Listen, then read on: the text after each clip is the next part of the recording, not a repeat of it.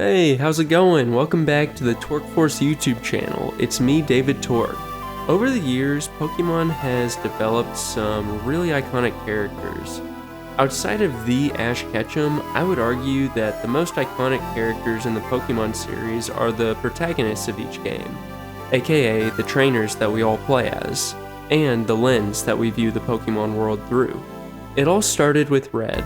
Simple, yet iconic and instantly recognizable. He's more than a sprite. He's a symbol of everything that Satoshi Tajiri wanted Pokemon to represent: discovery, adventure, and childhood wonder. Look at all of these trainer designs. Which one stands out the most to you? I guarantee that if you've played any game in the Pokemon series, that at least one or two of these designs stands out over the others. For me, I'd have to say that it's the Gen 2, 3, or 5 designs. Over the years, the Pokemon Company has given us some incredible protagonist designs, and it's those designs that help set the tone of not only each specific game, but of the Pokemon series as a whole. Somewhere down the line though, Game Freak stopped giving us those cool default looks. Maybe they figured we'd just customize the character design away, or maybe they began to lose faith in their own creativity. Regardless of what it was, that shift from an iconic character to a blank mannequin is worth talking about. So let's take a look at each generation and see how the trainer design has evolved, or in some cases fallen flat. And real quick, before we do, I'd like to direct your attention to the subscribe button. The Torque Force managed to hit our goal of 1,000 subscribers, and we set a new goal to hit 2,000. So if you're watching this video and haven't subscribed yet, I'd really appreciate it if you hit that button and subscribed. It's free, and it really helps our channel. Thanks a ton for your all's support. Okay, shameless plug over, back to the video. Now, more specifically, this video is only going to discuss the male protagonists through every generation and how their designs have changed over the years. We'll save the female protagonist design for another video. Now, let's start where it all began. Red, the original. Like I mentioned earlier, Red is as simple and iconic as it gets. Baseball cap, vest, jeans, backpack. There's nothing over-designed about him, and that simplicity fits perfectly with Satoshi Tajiri's original vision for Pokemon. As Red, the player feels like they're about to go on an adventure, explore, discover, and catch all kinds of Pokemon along the way. And when Red came back in the Gen 3 remakes, the redesign kept everything that made him recognizable, but sharpened it, making it fit the more polished and developed Pokemon art style. It's timeless. Red is like Pokemon's Mario, Link, or Donkey Kong. Instantly recognizable, instantly legendary. Then Gen 2 gives us Ethan, and right away, you can feel the shift. His backward hat alone gives off a cool, sporty vibe. The color palette is bold, the jacket more athletic, and even his posture feels active. Ethan looks ready to compete, like Pokemon is a sport just as much as an adventure. He's cooler, more energetic, and honestly, that adds a whole new vibe to the franchise. In the Gen 4 remakes of Heart Gold and Soul Silver, that vibe was refined even more. Compared to Red's stoic simplicity, Ethan injected a sense of personality into the idea of a Pokemon trainer. For a lot of players, he was the first character who looked less like a placeholder and more like a real person that we could imagine being. And then there's Brendan from Generation 3. Oh boy, the eternal debate. Is that white part on his head a hat or his hair? To this day, the fandom can't seem to agree. I like the idea that it's his hair because that white hair gives him the cool Kakashi or Gojo-like edge, but honestly, whatever the hat or hair really was, it's become a defining conversation piece. Brendan's outfit has evolved across the games, from Ruby and Sapphire's original look, Emerald's tweaks, and then the Oras remakes where he was reimagined with a sleeker design. It seems like many fans are split, where some loved the original's design, others thought the remakes gave him a modern flair and even a more athletic look. I find myself in the middle, favoring Emerald's design. His outfit has energy, bright colors, a little bit of flash, and something I've only just now noticed. He's holding a Premier Ball. What a G! Whichever of the designs you prefer, undoubtedly I think we can all admit that Brendan stood out. His design wasn't afraid to experiment, even if it sparked arguments for decades. And then we get into Gen 4. Now, Lucas is an interesting case. In Diamond and Pearl, Lucas had a bit of a mixed reception. The hat was, well, oddly shaped, and the scarf just felt like an accessory rather than a necessity. Outside of that, he's got a muted vest and baggy jeans. It works, but it just doesn't wow. But then Platinum hit, and suddenly Lucas's design gained plus 10,000 aura. The blue jacket layered with that red sweater underneath, and an oversized white scarf, not to mention the great color contrast between every part of his look. Not only is it stylish, it fits the Sinnoh region, which was modeled after Japan's snowy Hokkaido region. Fans loved this version because it wasn't just clothing, it actually helped tell the story. You could feel the cold through this outfit. It was designed with purpose, and people noticed. It's a perfect example of how subtle tweaks can completely reframe a character's, no, an entire game's vibe. And now, my personal favorite era, Gen 5. Black and White gave us Hilbert, and Black 2 and White 2 gave us Nate. Both of these designs nailed it. Layered clothing, bold colors, and a very anime-inspired flair, they looked athletic, stylish, and cool without being over-designed. Hilbert with the blue jacket and red cap, honestly, it gave Red vibes, and the design screams confidence. Nate, on the other hand, has a more refined and sporty look. Black 2 and White 2 are set a couple years after Black and White, and Nate represents the next generation setting out on their adventure. So, a lot like the design shift between Generation 1 and Generation 2, Black 1 and Black 2's designs actually shifted just enough to give each game their own unique identity, shifting from a more adventure style to a more sporty, athletic type look. If I could voice one complaint though, it would be the choice to give Hilbert and Nate messenger bags instead of backpacks, but honestly that's such a minor personal nitpick for such great designs. This era really balanced everything, sporty, cool, and aspirational. For me, this was the peak.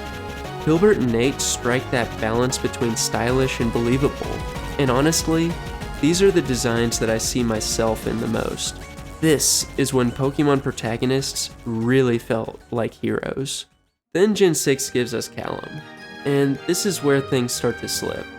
Customization was introduced, and honestly, it's a great feature, but it also meant that the default design suddenly mattered much less.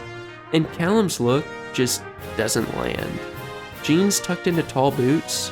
Yeah, that's giving more Napoleon Dynamite than future Pokemon Master. And then there's the sunglasses sitting on top of the oddly shaped hat. Instead of cool, that just reads awkward. Fans have called Callum boring, forgettable, even sloppy. And honestly, I kind of agree. He looks like a mannequin waiting for you to save him with customization, and it begs the question, did Game Freak stop trying to make the default design cool because they knew we'd just change it anyways? From here on out, it just feels like protagonist defaults begin to lose their spark. Now, I will say Gen 7's Elio isn't that bad. The striped shirt, shorts, and 3/4 compression pants fit Alola's Hawaiian vibe really well. He looks casual, laid back, and ready to explore the islands. But compared to the intensity of earlier protagonists, it really feels like a step back. Elio's fine, but not iconic. He feels younger, less like a competitor, and more like a kid who's just on vacation.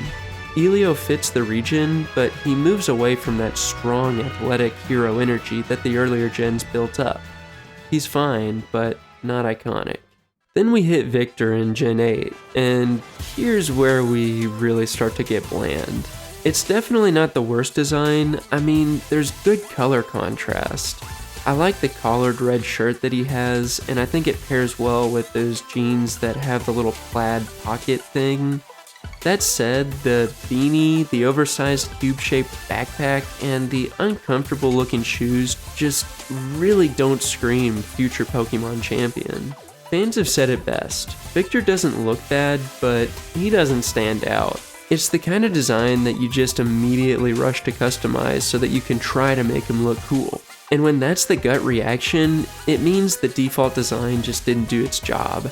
At this point, the default design feels more like a template than it does an identity. And that's a shame.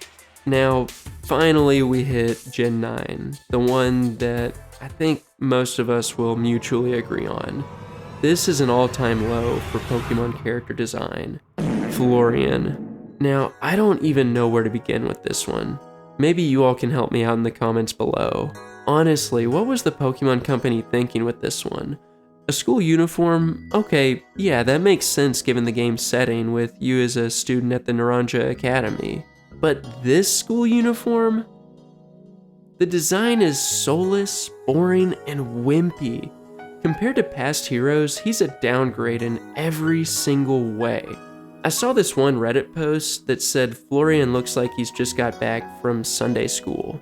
I'm not gonna lie, I think I look more stylish when I go to church than Florian, and that's saying something because I really have no sense of style whatsoever. Now, to make things worse, the customization in Scarlet and Violet is also super weak. So regardless of what option you go with, you're still stuck with a pretty poorly designed school uniform. That is, unless you end up getting the DLC or a mystery gift with a somewhat plausible tracksuit, but really there's no creativity whatsoever when it comes to character design or customization. Fans really came together to voice their opinions on this one. Compared to past heroes, he's a downgrade in every single way. It's a shame too because honestly, Gen 9 introduces some really cool concepts. Unfortunately though, the weak protagonist design really mutes the tone that those cool ideas try to create. This really was the rock bottom when it came to Pokemon character design. Now, things aren't all doom and gloom though. Before we end, let me hand you a glimmer of hope. Pokemon Legends ZA is on the horizon, and it might just breathe new life into the default character design. Look at the protagonist, Paxton. Dynamic silhouette, vibrant color contrast, and a more adventurous and sporty look than a Pokemon protagonist has had in years. The fedora hat, yeah, maybe not my thing, but there's a French flair to it that fits the Kalos region. I'll probably end up swapping it out pretty early into the game, but I appreciate that Pokemon added it, and I think it just adds even more stylistic choice. And then there's the rival Urbane. Now that's a design flowing with spirit. Jogger pants, sleek athletic sneakers, a Pokeball themed shirt, and a contrast-rich jacket that balances sporty with stylish. This is exactly the adventurous, athletic, and competitive hero energy that the series once did so well. Fans are noticing it too. Many are calling Urbane's design a highlight, praising its modern edge and life. And here's what excites me about all this. These designs echo the identity that I've been missing. They're bold, they're character driven, and they mean something, even before the character customization kicks in. This isn't just decor, it's a return to the default protagonists who feel cool again. And if Legends ZA is delivering this, then maybe there's hope that Gen 10 can follow suit in the mainline series. So here's where we land. Protagonists used to be icons, then they became placeholders. Now, maybe for the first time in years, Game Freak is designing characters that match the ambition of the regions that they inhabit. Legends ZA might finally be steering things back in the right direction, and if Paxton and Urbane serve as any indication, Game Freak definitely still knows how to design a main character. So now I'll pass the question on to you. Which protagonist or trainer design has been your favorite across the years? And do you think that Legends ZA marks the return of cool Pokemon trainers? Let me know in the comments. I'd love to hear your thoughts. With that said, thanks so much for your support.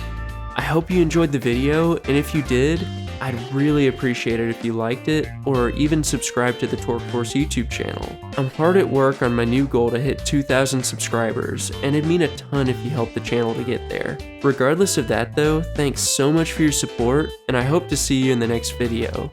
Now, without further ado, thanks so much for watching, and goodbye. Hear me scream, I'm here to break your stream.